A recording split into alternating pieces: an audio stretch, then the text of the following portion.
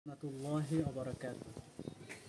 প্রিয় দেশবাসী, সোশ্যাল মিডিয়ার সমস্ত বন্ধু এবং আমার কাছে এবং দূরের যারাই আছেন সকলের উদ্দেশ্যে বলতেছি, আপনারা যারা মোবাল্লেগে ইসলাম শাইখুল হাদিস আল্লামা মুফতি নজরুল ইসলাম কাসিমি দামাত বারকাতুমের মৃত্যুর সংবাদ আপনারা যারা প্রচার করতেছেন যে হুজুর দুনিয়া থেকে বিদায় নিয়েছেন, এই কথাটি সম্পূর্ণ মিথ্যা এবং এক কুচুক্রি মহল বিভিন্নভাবে হজরতের এই মিথ্যা সংবাদকে প্রচার করতেছেন।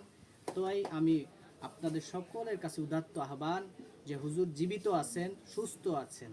হুজুরের একটি হার্টের অপারেশন করানো হয়েছে, হার্টের মধ্যে রিং বসানো হয়েছে। হুজুরের যিনি ব্যক্তিগত সফর সঙ্গী জনাব ইয়ামিন ভাই, ওনার সাথে আমার কথা হয়েছে, ভাইজানের সাথে কিছুক্ষণ আগেও মোবাইলের মাধ্যমে ভাইয়ের সাথে কথা হয়েছে। ভাই বললেন যে হুজুর সুস্থ আছেন, এখন রেস্টে আছেন, ঘুমিয়ে আছেন। তো এ ধরনের প্রচার যারা চালাচ্ছেন, আপনাদের কাছে উদাত্ত আহ্বান, জিনিসটা আগে যাচাই করেন। কারণ যাচাই ছাড়া আপনি শুধু শুধু একটা মানুষকে মৃত বলে ঘোষণা করে দিচ্ছেন এবং বলে দিচ্ছেন সে দুনিয়া থেকে চলে গেছে। বিশেষ করে অনেক ওলামা একরাম, বিশেষ করে আমাদের কওমি ঘরানার ওলামা একরাম এবং অন্য ঘরানার ওলামা একরাম যারা আছেন, আপনারা বিভিন্ন পেজ দেখা তারপর পোস্ট করতেছেন, একজনও যাচাই ছাড়া পোস্ট করতেছেন না। যাচাই করেন হুজুর সুস্থ আছেন।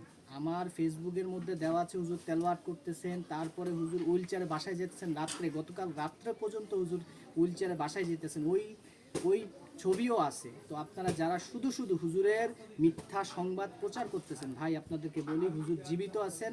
আপনারা হুজুরের খাদেম হজরত হজরত ইয়ামিন ভাইয়ের সাথে যোগাযোগ করেন, হুজুর জীবিত আছেন। আপনি কেন শুধু শুধু বললেন যে হুজুর মরে গেছেন, মৃত? এভাবে বলাটা ঠিক হবে না ভাই। জাতির সামনে একটা মিথ্যাকে এভাবে আপনি জোরাওভাবে প্রসার করতেছেন। আল্লাহ মাফ করুক। যে ভাই আপনারা এই সমস্ত মিথ্যাচার থেকে বের হয়ে তওবা করে আল্লাহর কাছে মাফ চান এবং হুজুর জীবিত আছে, এটা এখনো পর্যন্ত নিশ্চিত। সকলকে ধন্যবাদ। আসসালামু আলাইকুম ওয়া রাহমাতুল্লাহি ওয়া বারাকাতুহু।